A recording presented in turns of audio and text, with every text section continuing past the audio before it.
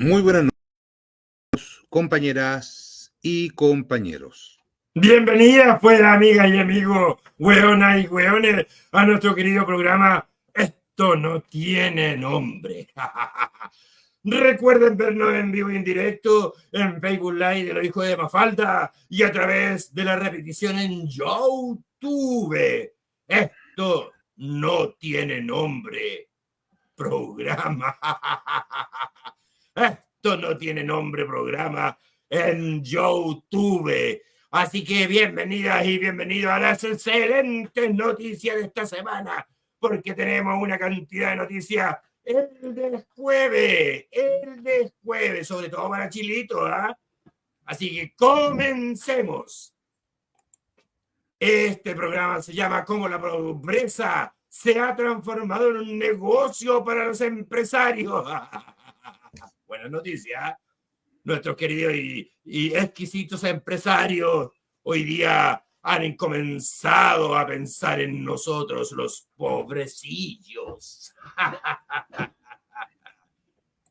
Le vamos a dar entonces primero con nuestro pedacito, que es mi pedacito de siempre, y vamos a comenzar con la primera frasecita. Dícese así: nuestros tiempos son tiempos de mediocridad, de falta de sentimientos, de la pasión por la ignorancia, la pereza, la incapacidad para empezar a hacer algo y el deseo de tener todo ya hecho. Adivinen, pues, ¿quién lo dijo esta frasecita hermosa? Que le ha puesto que nadie ni adivina ni cacha. Esta la dijo don Fedor Dostoyevsky, un gran escritor de procedencia rusa. Yo diría, estoy pobre de frase porque esta semana no me dediqué a buscar frases, estuve haciendo otras cosas. Entonces, la segunda frasecita dice: vivimos en un mundo completamente corrupto donde cada gobierno es solo un grupo de empresarios que trabajan para un grupo de empresarios más grande y que a ninguno de ellos le importa una mierda a la gente. Esto lo dijo un señor que se llama Woody Harrelson. Estas son mis dos frasecitas nomás por hoy día. Hoy día vengo pobre en frase porque no me dediqué a andar buscando frases, porque esta semana no tuve tiempo para las frases. Así que discúlpenme, hueonas y hueones. Estaba ocupado mandando gente para el infierno, Gonzata. Oye, sí, esta semana ha sido entretenido el infierno, pues. Se han muerto hartos. Tenemos el medio carreta acá abajo. Te Vamos a dije, Santo, weón, que no huevón. fumarais tanto. ¿Ah? Nada, Gonzata, nada, Gonzata. Dele nomás, pégale a las teclas. Yo voy a empezar a hacer el primer anuncio, que creo que es una risotada hermosa para nuestro país. Ah, eso se me olvidó preguntarle. Pero si lo encuentra por ahí mientras está apretando botones, ¿cuánto es el valor de la canasta familiar en Chile? Buen Ay, dato, ¿ah? sí. Se me olvidó preguntarle. Vamos a buscarlo al tiro. Que lo pongo en contra la muralla, ¿no, don Mario? Esto es lo entretenido, que este programa es espontáneo, para que complementemos esta Gonzata, buena Gonzata, noticia. Gonzata, a febrero de este año, el valor mensual de la canasta, o sea, otra vez, a febrero, la canasta básica de alimentos alcanzó un valor mensual de 68.475 pesos por persona. La línea de la pobreza equivale a un valor de 229.781 y la línea de la pobreza extrema por persona equivale a 153.187 pesos. ¿Ya? Entonces la Per canasta familiar cápita, está a 68.500 pesos. por persona. Exactamente. O La sea, línea una de la familia pobreza de está cuatro, en 230 lucas. o sea, una familia de cuatro, ¿cuánto tendría que tener? ¿Cuántas luquitas? 60 y, 60, hay que sumar 68.500 por 4. Ya, ¿Ya? bueno, que la gente se cabecee en la casa y sume 68 por 4, para que empecemos con este show. Porque la buena noticia hoy día la dieron todos los periódicos, los radios y toda la cuestión. El EMOL, dícese así. Esto es para la risa. Es para la risa. Nuestro querido gobierno se apuró y nos entregó el alza del sueldo en 500 luquitas. O sea, de 460 luquitas, hoy día la gente va a ganar 500 luquitas más plata para el FP. Y con esto se van a poder inscribir y recuperar toda la gente que se arrancó de las ISAPRES, pues. ¿O no, don Mario? ¿O es muy hueón lo que estoy diciendo? Ay, ay, ay, no sé si es muy bueno lo que está diciendo, pero para muchos es un gran éxito que el salario mínimo haya subido 500.000 pesos. O sea, tenemos que tomar en cuenta que del 2023, de comienzo del 2023 a la fecha, ha subido el salario mínimo en 60.000 pesos. Hay que decir que efectivamente es la mayor alza que se ha dado en las últimas décadas del salario mínimo en Chile, ¿no? Pero ahí tenemos un gran problema. ¿Por qué? Porque por un lado hay un conjunto de empresarios que dicen que es irresponsable subir el salario mínimo a 500.000 pesos porque no todas las empresas están en capacidad de poder pagar un salario de Más ese tope. subsidio para los hueones. Exactamente. Entonces lo que están haciendo es pedir más subsidio al salario. Y por otro lado, hay que decir que el salario mínimo de 500.000 pesos, si uno le descuenta el 20%, que son 100 lucas, porque recuerden que la AFP de salud descuentan un 20%, entonces finalmente el salario bruto son 400.000 pesos. Con 400.000 pesos no se vive. O sea, si nosotros sumamos 68 lucas, 68.500 por 4, a ver, estamos hablando de 120, 240, 200, a ver, 120, 240, más, Exacto. estamos hablando de casi 300.000 pesos, que es la canasta básica, ¿ya? Pero por otro lado, estamos hablando de la línea de la pobreza, Que que era son 229.000 pesos, 200, pongámosle 230.000 pesos por persona. exacto. Entonces, una familia de 4 personas que ganan 500 lucas, o sea, en la práctica 400, necesita, a ver, 230 más 230 son 460, 460. 460 más 460 son 920, necesita 920.000 pesos para poder subsistir. Y si dos trabajan por el sueldo mínimo y sacan las 400 luquitas, no alcanzan No le alcanza. a subirse por la línea de la pobreza. Exacto. Qué chiste más bueno, ¿eh? Entonces, este salario mínimo, para una familia de 4 donde 2 trabajan con el salario mínimo, efectivamente le faltan 120 lucas para poder estar por sobre la línea de pobreza. Entonces tenemos salarios que condenan a la población nacional a vivir bajo la línea de la pobreza, una línea de la pobreza que se establece a través de indicadores e índices elaborados por el mismo gobierno. Esta es información del INE. ¿Ya? Claro, son las estadísticas reales y concretas. Quien quiera saberlo, métase al INE y se va a dar cuenta de que iba a encontrar todos estos datitos. Don Mario. Bueno, y empezando con nuestra querida y graciosa vida, don Mario, con este lindo y hermoso argumento con que comenzamos hoy día. Démosle entonces, porque nos da pie justo para tratar de explicar de por qué la gente en Chile se ha acostumbrado a pagar lo que antiguamente eran derechos. No, pero Onsata. Antes de eso, ¿Qué? hay que decir, la semana pasada hablamos del tema del alza de la energía eléctrica. Ah, eso no me lo había dicho. Yo pensé que íbamos a partir con nuestra cuestión Chuta, con el clavo. Gonzata, anda tan perdido como yo hoy día, tan perdido como yo, lo Estamos cruzados conversamos. hoy día. Es que no Sí. estamos uno al lado del otro, pues don Mario, el otro domingo está, o sea, el otro lunes estábamos juntitos. La semana pasada hablamos específicamente del alza de la energía eléctrica en 3 niveles, un alto, medio y bajo. Ya, y esa alza se hace efectiva hoy día. Pero justo la semana pasada, desde el lunes en adelante, se presentó una discusión bien particular, donde algunos congresistas, miembros de la Cámara de Diputados y de los senadores, empezaron a culpar al gobierno por esta alza del valor de la energía eléctrica que empieza a contar del día de hoy. Oye, le tengo una pregunta a eso, don Mario. ¿Quién hace la ley del gobierno? No, el gobierno presenta las leyes, pero el que discute y aprueba las leyes es el Congreso. El ¿Y gobierno lo por qué puede se vetar. están haciendo, por qué se están haciendo los hueones ahora entonces si ellos aprobaron esta ley en la cual se produce el alza de la electricidad en Chile? Claro, y eso es lo sorprendente, Gonzata, que el Congreso chileno hoy día está alegando de que el responsable de esta alza es el gobierno. Hay que decir también, y eso también es un hecho real, de que esta alza viene programada del 2019. Antes de la pan. Exactamente, un poquito Pandemia. antes de la pandemia, ¿ya? Entonces esta alza, recuerden que viene específicamente a cubrir los intereses que las empresas eléctricas han establecido que el pueblo chino les debe por no haber generado alzas en el periodo que, entre comillas, le correspondía, ¿ya? Que son una cantidad importante de millones de dólares. Entonces, esta alza está programada hace 4 o 5 años, 4 años, digamos, ¿ya? Y esta alza es programada específicamente por el Congreso, porque la ley que la establece la discutió, la debatió y la aprobó el Congreso, diputados y senadores. Entonces, que hoy Eso día, mismo es decir, diputados y senadores.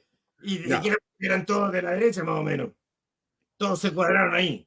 exacto. Entonces, que hoy día no se vengan a hacer los huevones diciendo que ellos no tenían ni idea de la alza de la energía eléctrica, si ellos fueron los que la aprobaron, que la Eh, discutieron y la aprobaron, ¿ya?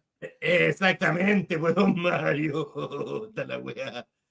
Esto sí que es una humorada. Ah, es un chiste, es un gran chiste, ¿ya? Humor negro en Chilito. Yo no fui, yo no lo hice, yo no estuve. Me hago el hueón. Hay que decir también que esta alza del valor de la energía eléctrica beneficia exclusivamente a un grupo muy, muy reducido de la población, que son los empresarios, ¿ya? Según una información que sacó Fundación Sol hace 3 semanas, que la compartimos por ahí, las ganancias de Enel en el último año habían sido más de un 90%.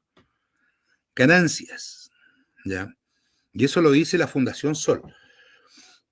A pesar de ello, la empresa más grande de Chile de distribución de energía eléctrica, que es Enel, está urgida por subir los precios porque quiere aumentar sus niveles de ganancia. Entonces, esta ley, que es aprobada, discutida por el Congreso y, por supuesto, enviada por el Ejecutivo, es una ley que beneficia directamente el bolsillo de los empresarios y que nos jode a todos los chilenos y las chilenas. Y Sí, como pero salió es historia conocida. ¿Eh? Ley corta para el ISAPRE. No quisieron pagar los hueones cuando le dijeron que tenían que devolver la plata y quieren seguir ganando porque en vez del 7% iba a subir al 10%. Y los güeyes siguen cagados de la risa ganando plata. Otra vez, don Mario, otra vez el mismo chiste. Oye, la gente está en la calle alborotada, dejando la escoba por estas alzas. no, efectivamente, no, y la CUT ahí, y las distintas fuerzas del AI, los trabajadores, también ahí están peleando en la calle en contra de la salsa de la energía eléctrica. Claro, si no hubieran subido un 2%, un 3% ya es razonable, pero están subiendo sobre un 25%. En algunos casos Hoy casi si un estamos 50%. los más desfavorecidos fueron la clase media cagada que tenemos en Chile. Esa es ya media, yo diría bien cagada. ¿Ya? Y eso en beneficio de los empresarios, de los grandes empresarios, ¿ya? Porque los microempresarios, los pequeños empresarios, los medianos empresarios, han cagado. Están tan cagados como Pagan nosotros. todo. Tienen que pagar todo. ¿Ya? Y si Ahí, no los cierran, pero los grandes esa, empresarios se hacen hueones con los impuestos, weón, y queda la vida cagada. Y nadie hace nada en Chilito. exactamente. Entonces, Y esto no da pie para la segunda fase, pues, ¿o no, don Mario? pero por supuesto, Gonzata, a ver, Estoy muy adelantado hoy día, parece, ¿ah? sí, Me pero parece. Gonzata, ¿cuál es el título del programa hoy día? No sé cómo se llama el título, ya, pero se lo voy a leer. Dice, ¿cómo la pobreza se ha transformado en un negocio para los empresarios en Chile? Y recalquemos, empresarios. Grandes Eso, bueno, empresarios. eso es lo que se dicen, que dan riqueza para nuestro país, y no es así, porque en realidad la riqueza que generan es, ¿cómo se dice la riqueza que generan? , financista, de papel, ¿cómo es la cuestión? Ah, Ya se volvió el concepto. Ellos tienen un negocio de carácter especulativo, de carácter financiero, pero la producción en Chile no existe. Mientras no haya producción chilena, no tenemos posibilidad de llegar al desarrollo. Por eso que en Chile hay No, crecimiento económico, pero no desarrollo económico. ¿Ya? exacto, que es una cuestión que explicamos la otra vez. Claro, y vamos a seguir explicando y vamos a seguir exponiendo y planteando, ¿ya? Bueno, tratemos entonces de explicar esta otra parte del cuento, porque el título, don Mario. Entonces dice así, yo voy a leer un pedacito de lo que usted puso aquí. Dice, vamos a explicarle cómo los ciudadanos, gracias al proceso de privatización, han aprendido a pagar por todo, inclusive por los derechos sociales que deberían ser garantizados por el Estado, como la salud, la educación, la vivienda, la previsión, que son o eran derechos antes de esta dictadura militar que nos impusieron la fuerza y nos cambiaron el modelo político, económico, social. Puta que hablo lindo, weón. No. Pero no solamente militar, recuerden que el golpe lo organizaron los empresarios, junto con la democracia cristiana, y sumaron los milicos. ¿Ya? No es que a los milicos se les ocurrió dar un golpe, a ellos les dijeron, oye, tenéis que sumarte a esto, y ellos dijeron, total, podemos seguir robando, podemos empezar a robar a manos llenas si damos un golpe, cosa que hicieron. Por eso le tiraron maíz a los hueones. Exactamente, y Y se salieron a la creían calle. pollitos los hueones, los milicos. Puta que son hueones esta vez, los milicos pollitos. No, cosa que van a pagar por mucho tiempo con su prestigio, por lo menos. A ver. Entonces, Entonces, ¿qué es esto, don Mario, de que los chilenos estamos acostumbrados a pagar hasta por el oxígeno? poco nos falta, poco nos falta. Primero hay que decir que cuando nosotros hablamos de derechos estamos estableciendo específicamente una condición que tienen los ciudadanos, solamente por el hecho de nacer en el país y someterse a un conjunto de leyes, ¿ya? Los derechos son inalienables para las personas. ¿Ya? Las personas no pueden rechazar o negar un derecho. Entonces, están ahí por el hecho de ser un ciudadano. Y todos cuando nacemos somos ciudadanos, ya que cumplimos las normas establecidas por el gobierno, establecidas por el Estado, y si somos muy pequeños, tenemos la promesa de cumplirlas en la medida que seamos capaces de hacerlo. Eso ocurre específicamente cuando ya tenemos conciencia o cuando empezamos a formar parte de la masa laboral. ¿Ya? Los derechos históricamente fueron medianamente resguardados por el Estado. ¿Ya? En el periodo en el cual se establece y se profundizan los derechos específicamente en el gobierno de Frei y principalmente en el gobierno de Salvador Allende. ¿Ya? ¿Lo puedo decir para que la gente se recuerde cuáles son estos derechos? Por favor. La salud, la educación, la vivienda, la prevención, los sistemas carcelarios, la seguridad, las vías de transporte como carreteras, caminos y etcétera. Eso eran parte de los derechos sociales. Exacto. Porque a la gente se le olvida de que los caminos son básicos y fundamentales para la comunicación entre los seres humanos y los ciudadanos, al igual que las carreteras. Entonces, todo eso era un derecho y que estaba en manos del Estado. Los empresarios nunca se hicieron cargo de la salud, de la educación, de la vivienda, de las carreteras ni nada de eso. Hasta el día de hoy, muchas de las carreteras y los caminos los sigue financiando el Estado. Importante aclarar el tema de la seguridad. ¿Eh? Cuando se habla de seguridad, se habla de la policía, de Carabineros de Chile, que tienen que el rol importantísimo de cuidarnos, porque nosotros no nos podemos cuidar a nosotros mismos. Y eso a la gente se le olvida. Exacto. Porque si tuviéramos que cuidarnos nosotros mismos, tendríamos que hacer justicia por la propia mano. Y la justicia por la propia mano siempre implica venganza. ¿Ya? Es por eso que hay andaríamos ahorcando hueones en las plazas. Exactamente. Entonces, si hacemos justicia por nuestra propia mano, va a generar mayor nivel de conflicto, mayor nivel de violencia. Es venganza. Por eso que tenemos la venganza. Por eso que tenemos un estamento que es el sistema de justicia y tenemos a la policía que son los asesores, son la mano de este sistema de justicia. ¿Ya? Entonces, ellos también son financiados por nosotros como un derecho social. ¿Ya? Entonces, los derechos, como la seguridad, como las carreteras, como los caminos, como las calles, como la salud, nunca fueron interés de los empresarios. Los empresarios siempre dijeron, este es un gasto. Y este gasto no estamos dispuestos a hacerlo nosotros. Entonces, como ellos no estaban dispuestos a hacer el gasto, los que estaban obligados a hacer ese gasto era el Estado, ¿ya? Entonces el Estado metía dinero a las carreteras, mete dinero hasta el día de hoy a las policías y a las Fuerzas Armadas, mete dinero a la salud, mete dinero a la educación, mete dinero a la vivienda, mete dinero a la seguridad social, ¿ya? Mientras los empresarios no meten nada, porque para ellos es un gasto que no están dispuestos a realizar, o que no Y estaban por dispuestos. eso está el tema de los impuestos. Todo lo que el Estado gasta en carreteras, caminos, hospitales, cárceles, ¿cuánto se llama? Salud, educación, vivienda, es dinero que sale de nuestros impuestos, de la riqueza y además de la De la riqueza que riqueza. produce nuestro trabajo, ¿ya? Exactamente, pues, don Mario. Es eso. Y bueno, ¿y qué pasó con toda esa cuestión que hoy día todos los chilenos y chilenas están acostumbrados a pagar por todo, por la salud, por la vivienda, por el transporte? Oye, hoy día hasta las carreteras hay que pagarlas, bueno. Qué terrible, bueno, que hasta el sistema carcelario hay que pagarlo ahora.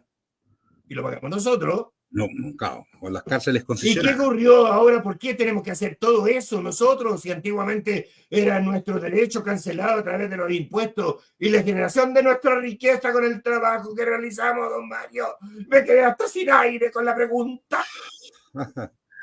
A ver, es súper fácil, es algo que todos conocemos, pero que a nadie le gusta acordarse, y más encima cuando nos acordamos de ello, nos putean porque nos dicen que nos quedamos en el pasado. A La partir del, historia es la historia. exacto, a partir del golpe de Estado de 1973, los derechos sociales se acaban. Lo dijimos la semana pasada, específicamente con el programa de la salud, donde denunciamos que anualmente, y esto lo dicen el Ministerio de Salud, lo dicen los medios de comunicación, hay 30.000 personas que mueren por falta de atención en salud, con una lista de espera de más de 2 millones de personas, ¿ya? Información que, como lo decía, lo dice el INE, lo dice el Sistema Público de Salud y también lo dicen los medios de comunicación de derecha, ¿ya? Y lo plantean como una crítica al gobierno, sin asumir las responsabilidades empresariales de esto, ¿ya? Entonces, a partir de ese periodo, los derechos sociales se pierden. La gente no lucha por los derechos sociales porque si salen a la calle van a ser masacrados, ¿ya? Y se cambia la estructura general del Estado, ya pasamos de un Estado capitalista, un Estado que tenía algunas lógicas de bienestar, a un Estado neoliberal, neoconservador. ¿Ya? ¿No podría explicar esta diferencia entre un estado de bienestar y este estado subsidiario hoy día? Así, a grandes rasgos, para que la gente lo pueda entender. Ya. El estado de bienestar es una consecuencia que tiene el modelo capitalista, ¿ya? Cuando nace el modelo capitalista no hay ningún derecho. Pero a la medida que el modelo capitalista va avanzando, y los trabajadores se van organizando, el pueblo se va organizando y empieza a dar luchas, peleas que ganan. ¿Ya? Entonces hay una exigencia directamente a la empresa y al Estado.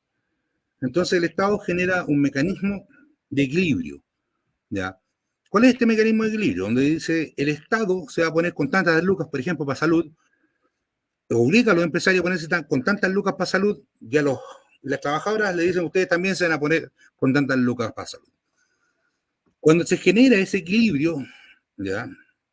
Empieza a crearse lo que se llama el estado de bienestar. El estado que nosotros conocimos en Estados Unidos en su momento y en Europa también, donde el Estado como tal, como ente, hacía un gran aporte para la salud, para la educación, para la vivienda, para el trabajo, para las carreteras, para los caminos y todo eso, ¿ya? Entonces, que en Entonces, definitiva era un beneficio directo para ellos, para los grandes empresarios capitalistas. claro, ahí lo vamos a profundizar más. Entonces, Perdón. no, súper bien, Gonzaga, súper bien. Pero lo que hay que decir es que todos estos derechos que se consiguieron a través de la lucha de los trabajadores, la lucha por las 8 horas, la lucha por el descanso, la lucha por las vacaciones, la lucha por las licencias médicas, todas esas luchas son gracias a la organización de los trabajadores y a la organización del pueblo. Eso a través de los sindicatos, las mancomunales y todas esas cosas que existieron. Exacto, las federaciones obreras y todo. Entonces tenemos este cuadro. Y los partidos políticos de izquierda. Y los partidos políticos en su momento, cuando el Partido Socialista era marxista, cuando el Partido Comunista era marxista. Ya en esos años, el Partido Comunista y el Partido Socialista, principalmente el Partido Comunista, dio las luchas más grandes Las de la luchas historia sociales. del pueblo obrero, ¿no? Las luchas sociales, las luchas sindicales. O sea, recuerden que el Partido Comunista fue declarado ilegal no en una oportunidad, En varias. en varias. Pisagua se crea específicamente para encarcelar a los militantes comunistas en el periodo de los gobiernos radicales, con Gabriel Sí, González pues, Videla. O sea, ahí tenemos el gran poeta y premio Nobel Nacional al Pablito, po, al Pablo Neruda, que también exacto, estuvo por esos lados. que anduvo arrancando también, hay que decirlo. Entonces, Claro, en esos años, el Partido Comunista, el Partido Socialista y otras fuerzas posteriores van luchando por los derechos. De ahí mi respeto absoluto a la historia del Partido Comunista y a esto también del Partido Socialista. No todo el Partido Socialista, porque después se quiebra y un sector del Partido Socialista apoya la ley maldita, ya. Pero esa es otra claro. historia. Ya. Ya, no, no fue muy atrás, parece. Ya, Entonces, ahora al presente. entonces, con el golpe de Estado de 1963, los derechos sociales que se habían conseguido a fuerza de sangre, a fuerza de lucha, a fuerza de organización, se pierden. Y don Jaime Guzmán, A ese uno de yo los más... quería llegar ahí. Ya, ¿Y quién usted es quiere hablar, este tal Jaime Guzmán, weón? Que a mí me lo pero quisieran mandar para el infierno, weón, y rebotó porque lo mandaron del cielo para abajo, weón, y no cae en ninguna parte, está en el limbo. no, don Jaime Guzmán, uno de los grandes ideólogos, Guzmán Errázuriz, hay que decirlo, él es parte de la familia Errázuriz, una de las familias más poderosas de la historia de nuestro país,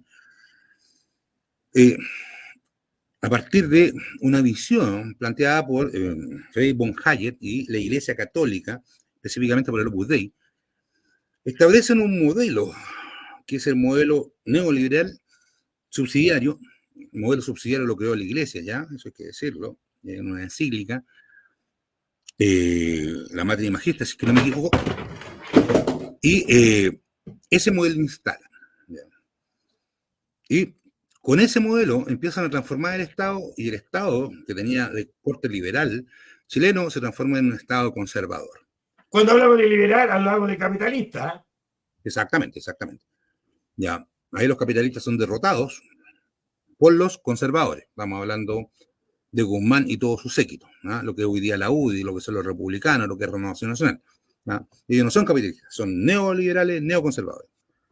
¿Y esto qué es lo que provoca, en definidas cuentas, esta pérdida de derechos? ¿Por qué tenemos que pagarlos todavía hasta 3 o 4 veces? A ver, aquí tenemos que decir que el modelo capitalista histórico, en un momento determinado, entra en crisis. Esta crisis tiene que ver con la crisis de la inversión, que se llama. Algo que muy poco han estudiado los economistas principalmente, pero es una crisis de inversión. No tienen dónde invertir, no tienen dónde hacer negocios. ¿Ya? Entonces se produce un fenómeno de sobreacumulación de riqueza, ¿ya? Y se da la crisis de la inversión. Entonces, la pregunta es, ¿dónde podemos invertir? Se preguntan los empresarios. Y descubrieron que la educación era interesante. O sea, primero descubren, según la historia, que el sistema de seguridad social es muy interesante. Claro, ¿Ya? la AFP. La AFP. Entonces, cuando en 1978 Piñera, José Piñera, el José hermano Piñera. de Sebastián Piñera, que ya está bien muerto, establece el modelo subsidiario, o lo establece a partir de esa lógica. El modelo subsidiario históricamente dice que el Estado se tiene que hacer cargo de las áreas que no son productivas, que no generan riqueza, porque las áreas que generan riqueza son específicamente para los empresarios. Pero una vez no existiendo estas áreas que generan riqueza, los empresarios, a partir del modelo subsidiario, dicen, ¿cómo puedo generar riqueza a partir del aire de los trabajadores y nuestro pueblo? O sea, a partir de la pobreza. Entonces descubren el sistema de, ¿cuánto se llama? Pensiones. De pensiones. Un sistema de pensiones que se ha creado, inventado por la de los trabajadores a comienzos de 1920, o sea, incluso antes. Si nos vamos a la ley de, o sea, a la cuota mortuoria, vamos a llegar a 1858, cuando Lainez crea las primeras organizaciones de trabajadores donde se instala esa lógica. Lainez es un ciudadano peruano radicado en Chile. Ya. Entonces dicen, los que generan mayor nivel de riqueza en nuestro país, mayor nivel de ahorro, son la y los trabajadores. Obligado. ¿Ah? Básicamente, entonces, el sistema de previsión social que estaba en manos del Estado, estos dicen, lo quiero, es para mí. ¿Por qué? Porque todas y todos los trabajadores, o sea, 6 millones, en su momento 4 millones y medio de trabajadores y trabajadores, tienen que obligatoriamente pasarme su 13% del salario. Y yo me quedo con el 1, ¿cuánto, don Mario? No, Como empresario. inicialmente, antes que apareciera el seguro de cesantía, la AFP cobraba incluso un 2% específicamente por la administración, hasta un 3% por la administración del dinero, porque la ley establece que del 13% solamente el 10% va a ahorro y el otro 3% va a pagar la administración de los empresarios. Entonces, ahí los trabajadores, no importaba cuánto ganaran, no importaba si eran pobres o ricos, empiezan a financiar específicamente a lo que son los grandes empresarios.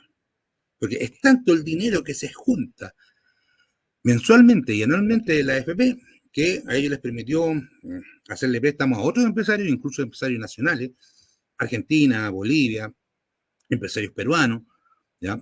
Que la AFP le prestan dinero. ¿Ya? Entonces ahí la pobreza se transforma en un negocio. ¿Cuál es el tema? Es que se ha hablado tanto de la AFP que la gente está chata con el tema de la AFP. ¿Ya? Pero hay otros espacios que fueron derechos consagrados por la lucha de la y los trabajadores de nuestro pueblo pobre, que también se transformaron en un gran negocio. Vamos a dele usted. ¿A cuál? ¿Al de la vivienda partimos ahora? O sea, perdón, de la educación. Partamos con el primero. La vivienda. No, tenemos educación primero, Gonzalo. Ah, ya. Que yo lo tengo aquí revuelto. Ay, me disculpa, ese es un error mío. Ya, ¿y qué? Partimos con la educación. Ya, aquí. Educación. Nuevamente tenemos que volver al pasado porque mierda, después la gente va a decir, bueno, estos hueones viven del pasado, pero el pasado es la historia, pues. Es nuestra historia. En nuestra historia, por supuesto. Entonces, para hablar de educación tenemos que hablar de los años 80, donde todavía gobernaba esta tiranía terrible que todavía continúa con la UDI, los nacionales, Boppel y todos estos huevones. Entonces, en aquella época ya estaba don Jaime de Guzmán, que estuve hablando recién de él. Y ahí se dieron cuenta de que su modelo del Estado subsidiario beneficiaba directamente a las sociedades intermedias. ¿Qué son las sociedades intermedias, don Mario? Según la definición, las sociedades intermedias son las que se encuentran entre el Estado y el pueblo y el ciudadano. Ya las sociedades intermedias son las juntas de vecinos, los clubes deportivos y los empresarios. Entonces, estas sociedades intermedias son el eje central del quehacer de la nación según los neoconservadores, según los neoliberales, según el modelo subsidiario.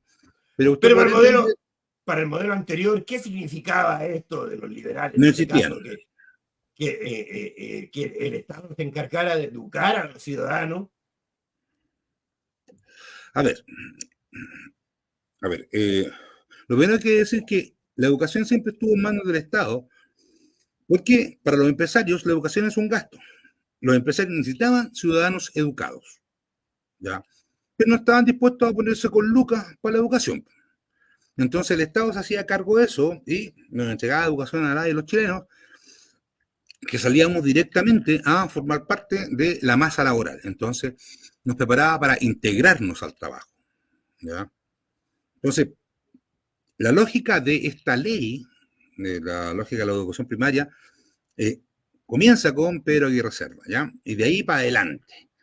Hasta 1978, cuando aparece el modelo subsidiario y la educación también se transforma en un negocio. A ver, no tengo la... ¿Cómo se transforma como en negocio? A ver, explíquenos eso. ¿Cómo entran los empresarios a esta cuestión de la educación? Bajo el modelo subsidiario. Sí, lo entiendo, pero ¿cómo? El gobierno les dice a los sujetos que quieren invertir dinero, pongan colegio. Ya. Vamos, pongan colegio. Y nosotros le vamos a pagar por cada alumno que vaya a clase. Interesante, ¿eh? Así aparecen los colegios subvencionados, porque antes solamente existía la educación pública y la educación privada. La educación pública siempre fue mejor que la educación privada.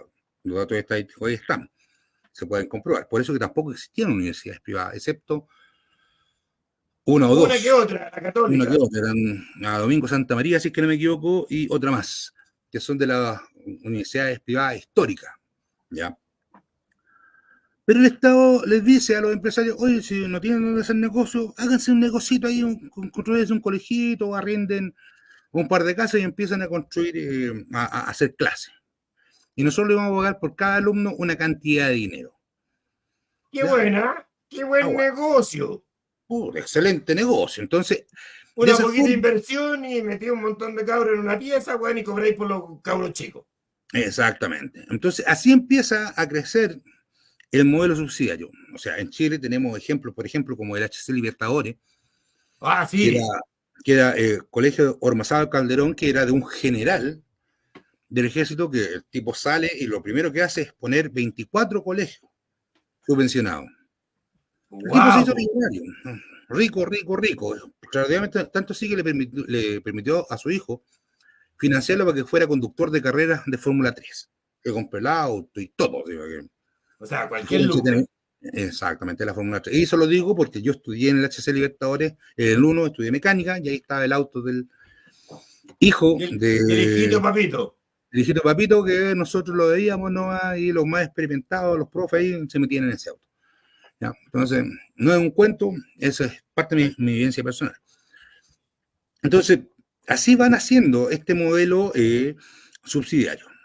Bueno, Claro, bueno, ¿y qué pasa en plena retorno a la democracia o la dedocracia en el año 1993, don Mario, en pleno gobierno de la concertación? no, lo que hay que decir es que este modelo de subsidio específicamente se empieza a ejecutar a partir de 1985 en adelante, con un proceso de reorganización del país donde se crean más municipalidades. ¿Ya? Una lógica para llegarle más cargos y más salarios a los milicos y los miembros de estaban a favor de la tiranía. ¿Ya? Claro. Con esta reorganización se produce la explosión de colegios subsidiados. ¿Ya?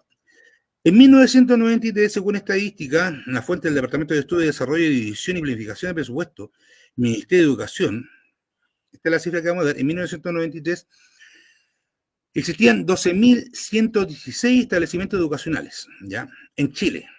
Esto es en el año 2009. Esta cifra es del libro Está mal pelado el chancho, el libro que Usted escribió, don Mario. escribí, ¿ya?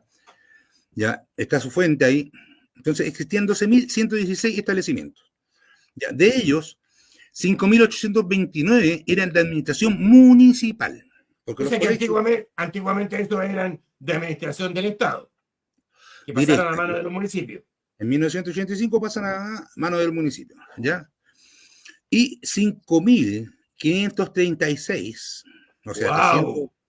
300 colegios menos solamente, corresponden a colegios subvencionados. Particulares subvencionados. Claro, particular subvencionado, ¿ya? Entonces, era tan grande el negocio, o es tan grande porque este sistema sigue existente, que casi el 50% de los colegios en nuestro país, ¿ya? Casi el 50%, 5.536, para ser Eran preciso, particulares subvencionados. O sea, les pertenecía exacto, a privados. exacto, pertenecían a empresarios privados que reciben un subsidio, ¿ya? Y con ese subsidio se paga todo. Y la Y riqueza que queda en el bolsillo de los dueños. exactamente, Gonzata. Entonces, nuevamente, ¿quiénes van a colegios subsidiados, subvencionados?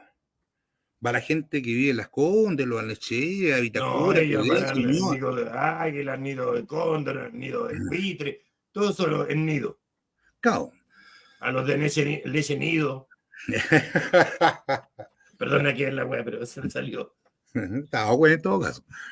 Entonces, los que van a colegios subvencionados principalmente, ¿quiénes son? La gente más pobre. Entonces, la clase media emergente, como le llamaban por ahí. y la clase baja, los más pobres de Chile. O sea, la mayor cantidad de población en Chile es pobre, ¿ya? Eso lo dicen las estadísticas. Más del 50% de la población gana menos de 500 lucas mensuales en Chile. O sea, ya con eso tenemos todo. Entonces, esta gente pobre que vive en poblaciones se transformó en un recurso súper importante para los colegios subvencionados. Porque a cada uno de estos niños o niñas que captaban en los colegios y en los liceos subvencionados eran lucas para el bolsillo del empresario. ¿Ya? Entonces, la pobreza, ¿no? Ya lo vimos en el tema de la vivienda, que lo vimos recién, y en el tema salud, no, el tema de vivienda no lo hemos visto, y en el tema no, salud. Ninguno de los dos, ni vivienda ni salud. Chucha, estoy perdido. Y en el tema de educación. Y nos queda poco tiempo. En el tema de educación, los pobres, la gente más pobre se transforma en una herramienta de ganancia de las y los grandes empresarios de nuestro país. Y más encima el año 93, la Concerta dice de que, para que vamos apurando el tema, el año 1993, ¿qué es lo que dice la Concerta, don Mario? Dice que los colegios particulares subvencionados pueden exigir un copago. En ese periodo, los dueños de los colegios subvencionados dijeron, estamos ganando muy poca plata, necesitamos que los papás se pongan. Entonces, obligaron a los papás a ponerse con una cuota mensual, en distintos niveles. Pero ese modelo de copago no resultó, porque no todos los papás se ponían y bajaban los niveles de ganancia de los empresarios. Hasta que, si mal no recuerdo en este momento, en el gobierno de Michelle Bachelet, se sacaba el copago porque íbamos a aumentar la subvención para los colegios subvencionados. Entonces, la gran batalla de los pingüinos, ¿se acuerdan? De donde salen esta nueva generación de políticos, que es la Camila Vallejo y todo estos cuentos. Pero ellos son posteriores, Gonzalo, ¿ya? Son posteriores. ¿No? Entonces, se elimina el copago posteriormente porque es un mal negocio. Entonces, para que sea un buen negocio, seguro y rentable, el Estado se pone con más lucas. O sea, más lucas por cabro chico que va al colegio. No importa si sale con 7 o con un 0. No importa, eso es lo de menos, ¿ya?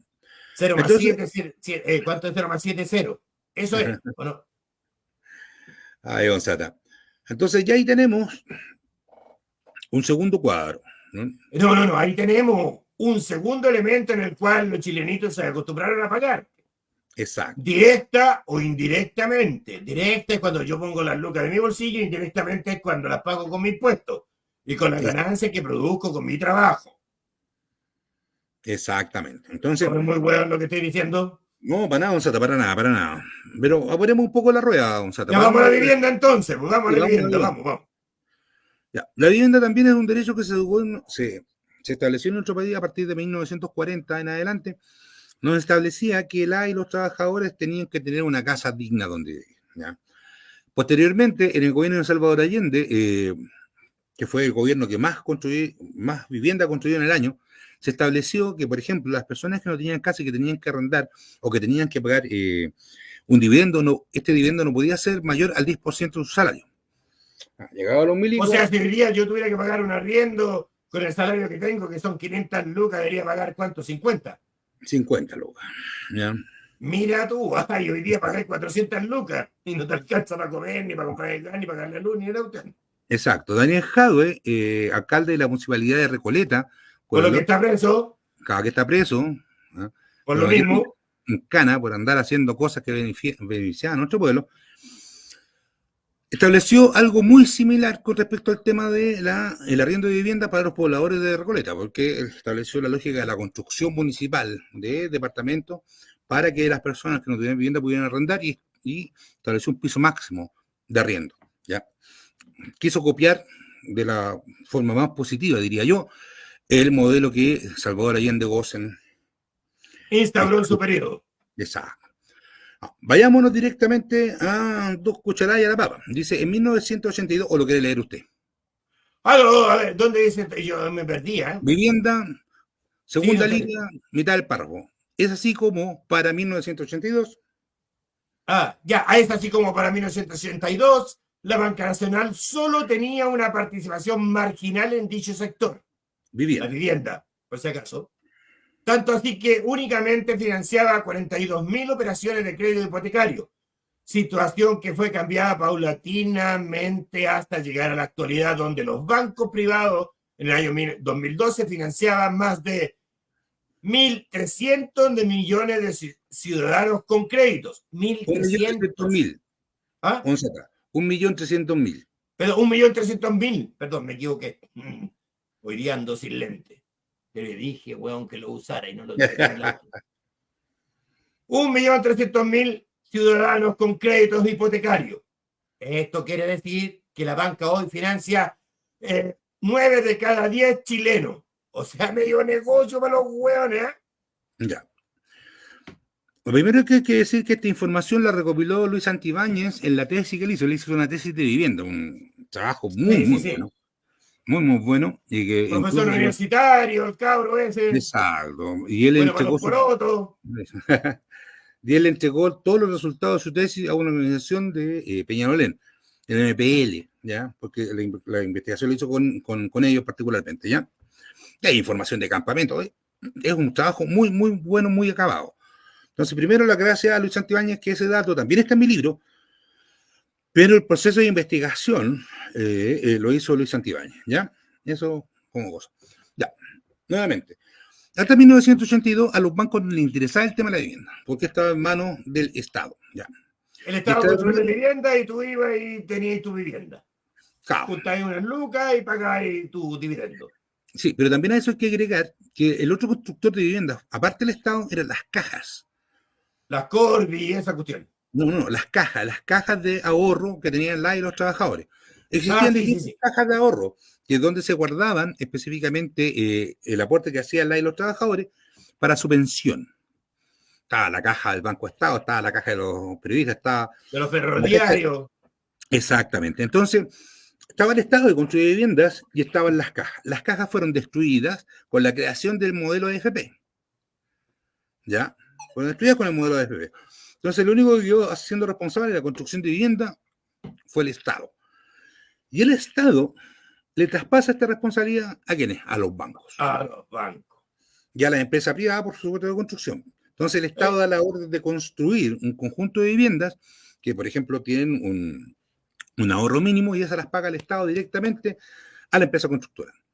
Pero las otras viviendas, que no son viviendas sociales, le traspasa esa responsabilidad a los bancos.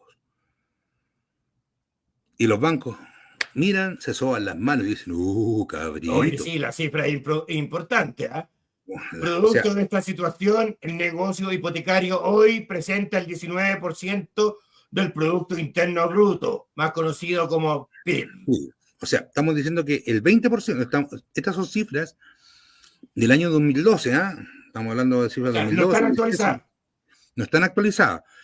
El negocio de la vivienda en Chile representa el 20% del Producto Interno Bruto. Ya. ¡Wow! ¿Por qué? Miles de millones, ¿eh? Miles de millones. Estamos hablando de miles de millones, estamos hablando de billones en pesos chilenos.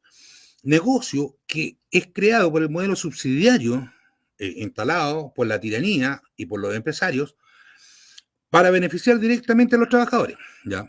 ¿Y de qué manera?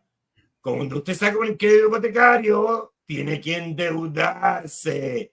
Exacto. Y nunca se da cuenta que lo único que paga es el interés, ni siquiera el valor de la casa. Exacto, la mitad de los años de... ¡Qué buen chiste, weón! Si usted compra una casa a 20 años, los primeros 10 años paga los intereses. Después de los 10 años empieza recién a pagar el valor de la vivienda. Pero eso tampoco la gente lo sabe mucho. Lo que hay que aclararlo. Por eso estamos hablando de que en Chile hoy en día nos acostumbramos a pagar hasta por el oxígeno. Exactamente. Entonces tenemos el negocio de la vivienda. Nuevamente, ¿quiénes son los que más necesitan casa? Los más pobres. Ya a ellos se les entrega el subsidio. Y a los que también necesitan casa, que son de clase media cagada, también se les entrega un subsidio. Este subsidio sí, es que el banco te da el crédito hipotecario. Acuérdense que está ¿cómo estaba el sueldo mínimo para postular un crédito hipotecario? Como 2 millones de pesos mensuales. 2 millones 2. 2 millones 2. ¿Datos de quién? Del INE. Del INE, de distintas empresas. ¿Ya? Exacto. No, pero igual te pasan un subsidio. Te pasan un subsidio de ¿cuánto? 500 unidades de fomento, 600 unidades de fomento. Según el valor de la vivienda, el subsidio. De Pero nuevo del eso, bolsillito de todos los chilenos, ¿ah? exactamente. Entonces eso es como el enganche para que las personas vayan y se compren una vivienda cara o medianamente cara. Hoy día todas las casas están caras, ¿ya? Carísima. Carísima, y el Estado con el DFL2, que es un subsidio específicamente para la clase media, le pasa una cantidad de millones y le dicen, ya ahí tienes para que no te salga tan caro. ¿Ya? Y eso se lo No, no, traspasan no. directamente a la constructora o directamente al banco, pero el banco sigue haciendo su negocio, pues está Claro, el cobrando 30% 20, anual de interés, weón, ¿a quién no le va a interesar dar un crédito hipotecario, weón? Si no lo pagáis, te quitan la casa. efectivamente, Gonzalo. Entonces, Este es buen nuevamente, negocio, ¿ah? muy buen negocio para la inmobiliaria, porque las casas que se entregan con subsidio, donde la persona que recibe esa vivienda no paga un dividendo mensual, son casas financiadas 100% por el Estado, o sea, por Y nosotros. ahí las empresas constructoras se soban las manitos. O sea, más del 50% de la construcción, datos que entregaba una amiga y compañera de la Universidad de la República, son producto específicamente de la demanda de viviendas sociales que hace el gobierno, lo que hace el Estado, para ser más preciso. ¿Ya? Y el resto, los demás se rascarán con sus propias uñas. ¿Ya? Como el Entonces, weón que tengo aquí al lado, que todavía no tiene ni casa, no tiene ni un hoyo en el cementerio este weón. somos dos, don Sada. Yo tampoco no tengo ni casa ni un hoyo en un cementerio. ¿Ya? Así que, yo soy un privilegiado, pero sin propiedades. No, a mí que a este weón lo van a enterrar, quién sabe, habría un río para que se deshaga, weón. Gonzata, no creo que lo vayan a enterrar algún día. Ya, usted es eterno. Ya. No, al weón que Entonces, está detrás mío, no, algún que está detrás suyo y el que está al frente, es estamos mi fritos, nos van amigo. a comer los gusanos. Ya. Entonces, vámonos a la otra. Después de la vivienda, que viene salud. A salud, pues ya estuve hablando, ya hicimos una entradita, una puntita re interesante, ¿eh? Pero tenemos Claro, que verlo desde la otra perspectiva, desde la perspectiva del negocio en Chile, para que la gente vaya redondeando esta noticia, porque en realidad lo que vimos del genocidio la sesión pasada, hoy día lo vamos a redondear cómo nuestros queridos empresarines se hacen ricos con la salud. ya, pues dele, don Sata, lea nomás. Voy a leer el primer recuadro. Dice, los establecimientos asistenciales existentes en el país corresponden a un total de 196 hospitales, 64 de mayor complejidad, 31 de mediana complejidad y 101 de baja complejidad, 21 centros ambulatorios de especialidad y 2.571 dispositivos de atención primaria de salud APS, también conocido como consultorio.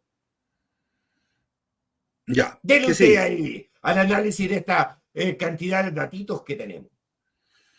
O sea, hay que decir que en Chile, en la práctica, hay 196 hospitales. Ya, para, Exacto. ¿cuánto? 18 millones de personas Así aproximadamente. como, así como lo contaron, yo creo que vamos a quedar en 15, weón. No, vamos sobre los 20 millones de Gonzalo, no se preocupe. No, El sí, yo censo creo que tiene. en 15 porque a este bueno no lo censaron, así que instrictismo, weón, para el censo. Ya, pero no importa, don Sata, ¿ya? Eso es lo de menos. Pero vamos para sobre los 20 millones, aunque este censo va a ser un fracaso. El modelo de censo que implementaron es un fiasco y tiene muchos problemas, sobre Ya, bueno, todo la política de la derecha. Ya, pues, entonces, 64 hospitales de mayor complejidad, me entenderé que ahí están los hospitales que tienen salas operatorias importantes para hacer trabajo complejo, de alta complejidad en una operación, en salvar vidas, y los otros son menores, o sea, 64 hospitales de mayor complejidad son poquitos para los 20 millones de hueones que somos todos, amigos y amigas. exactamente, ¿ya? Entonces, eh, dato importante que la salud también se transforma en un negocio porque aparecieron los hospitales concesionados, ¿ya? O Claro, sea, y estos serán hospitales concesionados en la construcción, para que aclaremos, ¿eh? exacto. O Bueno, sea, tenemos las empresas privadas construyen y los que conocemos por el momento es Maipú, La Florida y Antofagasta. exactamente, ¿ya? Entonces, solamente 3 fueron construidos por concesiones. Eso es dato antiguo. Tenemos datos de los nuevos hospitales que se van a empezar a construir, que muchos de esos son concesionados, ¿ya? Dato Pero importante. Pero el dato importante, aquí se lo voy a tirar yo, don Mario. Si tenemos 196 hospitales, de los cuales 64 son de mayor complejidad, o son de bastante envergadura e importancia, ¿y los privados cuántos serán, don Mario? Para comparar con el caso es o no es un rentable un negocio hospitalario. Ya. Son 107 hospitales privados que hay en Chile. O sea, casi más de la mitad de los hospitales que son del Estado. Exactamente. Claro, aquí tenemos, igual que en los hospitales públicos, también tenemos clínicas de mayor o menor complejidad. Pero son 107 clínicas que fueron construidas para atender aproximadamente a 3 millones de personas. Claro, los que están en esta cuestión de la ISAPRE y de la ley corta y toda esta cuestión. Exactamente. Los que se quedaron. Y para los que chilenas y Entran en chilenos las GES. Exacto, es que están en el GES. ¿Ya? Que los paga el Estado. Que también es efectivamente lo que paga son el Estado. nuestros impuestos. Exactamente, Gonzalo. Y que es la riqueza que generamos con nuestro trabajo. Exactamente, Gonzalo. Que no se le olvide a los hueones. Exactamente, Gonzalo. Amigo, lo relevante, Don Sata, es que tenemos 190 hospitales, 96 hospitales, independientemente de su nivel de complejidad, para una población de 17 y 18 millones de habitantes. 196 hospitales y 107 clínicas privadas para una población que no supera los 3 millones. ¡Wow! Ah, casi un millón por cada hospital. Ya. Si lo sacáramos así. Exacto. Y una publicación del diario La Tercera dice que de los 58 centros privados con hospitalización que existen en Santiago. Yo le voy a decir en qué comuna están. Por favor, no sé. Los Prados, La Pintana. Están ahí no sé, pues están aquí en Pichilemu, bueno, o no, varios muy buenos lo que estoy diciendo. No, en Santiago hay 58 clínicas privadas con hospitalización. 58. O sea que tienen cama para poder hospitalizar, operar y todo eso. ¿Ya? Clínica full. Y 36 de esas 58 clínicas existentes en Santiago se encuentran en Providencia, Las Condes, Ñuñoa, Vitacura y Lo Barnechea. No. 36. ¿Dónde están los más pobres de Chile? Exactamente. ¿Ya? Los que no tienen lucas. Exactamente. El otro resto se encuentra principalmente en la comuna de Santiago y Estación Central. Mira tú, esto te indica que es el medio negocio, porque está destinado para a ellos, los de allá arriba, los que viven en la altura. Exactamente. Los que tienen San Lucas. Entonces, los que tienen seguridad privada con pistola. También hay en Recoleta, está la Clínica Dávila, y en otros sectores, pero todos concentrados en la zona oriente de Santiago. Ya una que otra en Maipú, que es una comuna gigante, en la Florida también. Pero 36 de los 58 clínicas con hospitalización se encuentran en estas 5 comunas. 36. 36. Digámoslo. Providencia, Las Condes, Ñuñoa, Vitacura y Lo Barnechea. Exactamente. Entonces, cuando nosotros miramos este cuadro, podemos entender por qué mueren 30.000 chilenas y chilenos al año por falta de atención de salud. Y ahí volvemos al punto, genocidio. Un genocidio. Porque en los últimos años, Gonzata, han ido bajando la cantidad de camas públicas y han ido subiendo la cantidad de camas en clínicas privadas. Por la cuestión del GES. Bueno, la cuestión del GES por el financiamiento directo que tiene FONASA directamente a lo que son las clínicas privadas. ¿Ya? Y el último punto para poder terminar, don Sata, es las cárceles. ¡Wow! Ya, dele, don Sata. Le voy a leer yo. Dice, el sistema carcelario chileno cuenta con 83 unidades, o sea, 83 cárceles a nivel nacional. Exacto. Actualmente están bajo nuestro servicio 5 cárceles concesionadas. O sea, están en manos de privados. Exacto. Alto Hospicio, Antofagasta, La Serena, Rancagua y Concepción, a lo que se sumará el resto de los establecimientos penitenciarios de cárceles concesionados desde el 27, este es un dato del 27 de enero, perdón, me enredé mucho. No. Expliquemos la última parte, por favor. ¿Aló? No, es que van a venir nuevas cárceles, don Sata, se están construyendo nuevas cárceles y esas cárceles son cárceles concesionadas. Ya, este dato es del 27 de enero de el El 2009. 2023. Claro. Ya. Lo que hay que decir con respecto a las cárceles concesionadas es que en estas eh, los guardias son gendarmes pagados por el Estado. Todo Y ese, está en manos de privado. exacto. Todo Y ese el tema de Estado le paga a seguridad. los trabajadores internos, o sea, a los gendarmes. Más encima los Exacto. preparan en la escuela, los entrena y después van a presos por corrupción. Ah, no, era que será de todos esos lados. Ese otro programa, don Sata. Ya se me olvidó, perdón, se me salió, se me salió. ¿Ya? Entonces, los empresarios también se dieron cuenta que entre los más pobres de Chile, porque las cárceles están llenas de pobres, no de ricos, no está Luxis preso, no hay ningún Luxis, ningún Errazo, ningún Larraín. Ellos le pagan a los fiscales, un sistema A de quien corrupción sea, para no impresionante. caer en cana. Entonces, por cada preso se paga una cantidad de dinero. El último dato que tenía yo hace algunos años atrás eran más de 600.000 pesos mensuales que se paga a los administradores de las cárceles concesionadas por cada preso. Más que a los cabros chicos que van al colegio. Mucho, mucho, mucho más que una subvención escolar. ¿Ya? Oh, mira tú, ¿eh? Qué desequilibrio Entonces, emocional me acabo de encontrar. como las cárceles están saturadas, se les encargó a los privados que empiezan a construir más cárceles. Entonces, la construcción está concesionada y la administración de esas cárceles también va a ser concesionada. Entonces, los más pobres de Chile que están encarcelados por distintos delitos también se transforman en un buen negocio y muy, muy rentable para las y los empresarios, los grandes empresarios de nuestro país. Claro, pues.